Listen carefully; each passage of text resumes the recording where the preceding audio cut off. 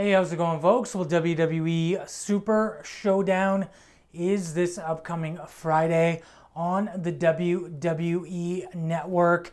And judging by the video we see right here, WWE crews have arrived in Jeddah, Saudi Arabia to start building out the stage construction.